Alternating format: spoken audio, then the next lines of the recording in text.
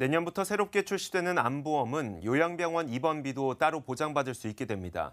분쟁이 끊이지 않고 있는 암보험의 약관을 고쳐서 신상품을 내놓기로 한 건데 분쟁을 뿌리 뽑기에는 역부족으로 평가됩니다. 최보윤 기자입니다.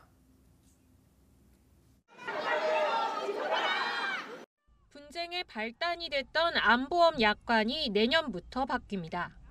금융감독원은 암의 직접적인 치료에 대한 정의를 세우고 인정 범위를 명확히 하는 등 모호했던 약관을 개선하기로 했습니다. 개선안을 보면 암의 직접적인 치료는 암을 제거하거나 암의 증식을 억제하는 치료로 정의되고 이 같은 치료에는 수술과 항암 방사선 치료, 항암 화학 치료 등을 포함하기로 했습니다. 또 이를 병합한 복합치료나 말기암 환자에 대한 연명치료도 직접적 치료 범위에 속합니다. 다만 면역력 강화나 암으로 인한 후유증 또는 합병증을 위한 치료는 필수 불가결한 경우가 아니라면 보장받을 수 없습니다. 주로 요양병원에서 이 같은 치료들이 이뤄지는데 이는 특약을 신설해 따로 보장받을 수 있도록 했습니다.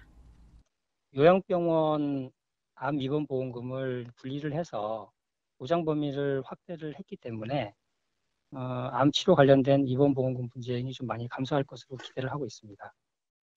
바뀐 약관은 내년 1월 출시되는 신상품부터 적용되며 기존 상품에는 소급되지 않습니다. 때문에 기존 가입자들의 분쟁은 계속해서 금감원 등을 통해 해결하는 수밖에 없습니다. 또 기존 암보험의 손해율이 높은 데다 요양병원 입원비가 상대적으로 고가여서 신상품의 보험료가 비싸질 우려도 있습니다. 이번 암보험 약관 개선 시 보험료의 변동을 최소화하는 방향으로 논의되어 보험료 인상에는 큰 영향이 없을 것으로 보입니다. 다만 향후 요양병원 암 입원 보험료율 산출 등이 나와야 정확히 알 수 있을 것 같습니다. 아울러 개선되는 약관에도 필수 불가결한 면역력 치료는 보장한다는 등 모호한 표현이 담긴 데다 기존 가입자들이 신상품으로 갈아탈 방안이 빠져 실효성이 미미할 것이란 지적도 나옵니다.